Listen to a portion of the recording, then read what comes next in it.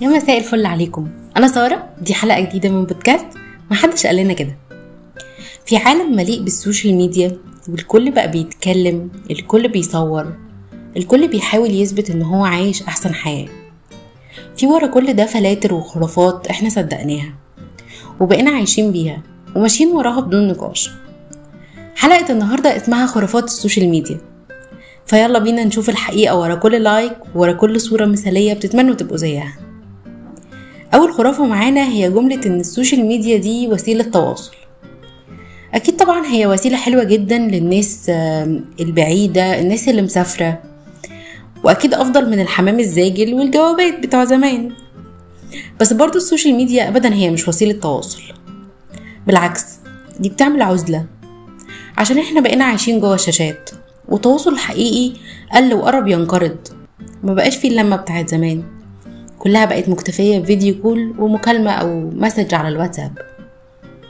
وتاني خرافة معانا هي الصورة اللي الناس بتصدرها في السوشيال ميديا، قد ايه هم حلوين، لبسهم حلو، وحياتهم ما فيهاش أي مشاكل، وبيحبوا بعض جدا، يعني تشوفها كده تقول دي حياة كاملة متكاملة.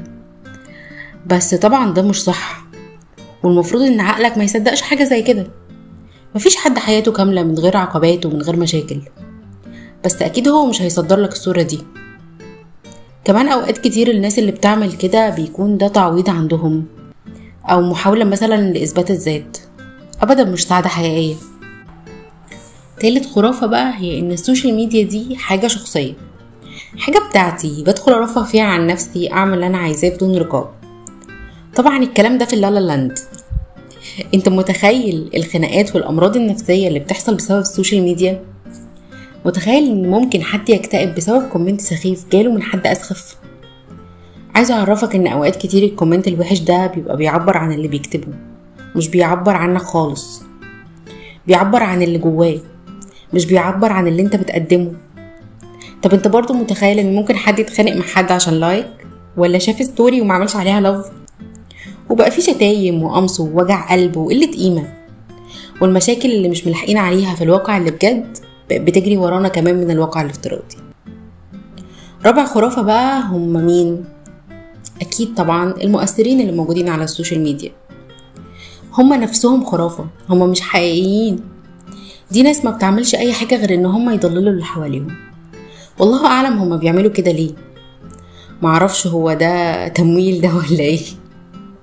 بس فعلا بقى شيء بشع قوي، بيصدروا للناس كل حاجة مش حقيقية، بيجيبوا للناس عقد وقلق، وبيخلوهم دايما في حالة مقارنة، وعلى طول يعلنوا عن حاجات مش حلوة أصلا.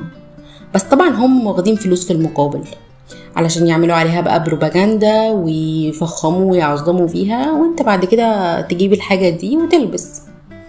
وطبعا أكيد يعني كلنا مشينا وراهم.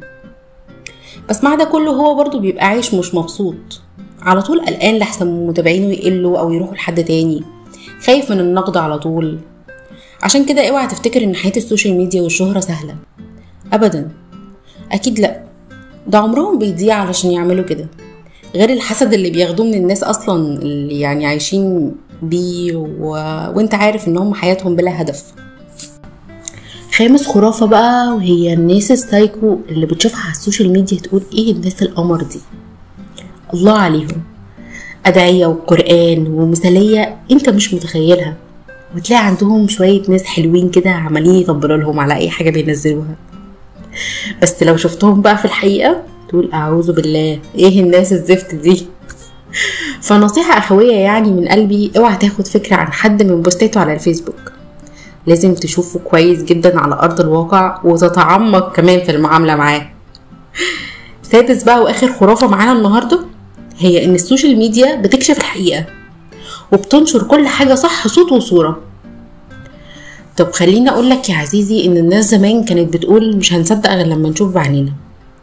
دلوقتي الموضوع بقى بشع بجد، ترندات زفت عمالة ترعب الناس وبتنتشر بسرعة البرق. تشوفها تصدق، اصلها صوت وصورة، هتكدب عينيك ودانك ازاي؟ فبجد السوشيال ميديا بقت مكان مرعب لناس مرعبة حقيقي. وفي الاخر انا عايزة اقولك ان السوشيال ميديا مش كلها شر واكيد مش كلها خير، والموضوع مش في المنصة اللي انت قاعد عليها خالص، لا، الخلاصة كلها بتبقى فيك انت اللي ورا الشاشة، انت اللي هتقرر تكون نسخة رقمية ولا تكون نفسك، من غير اي فلتر ومن غير اي بروباجندا. وخليك عارف ان القصة الكبيرة مش مجرد بوست بتنزله ومستني رأي الناس عليه. انت الحقيقة، انت مش مجرد ترند وخلاص. ودمتم بخير وحلوين للحلقة الجاية.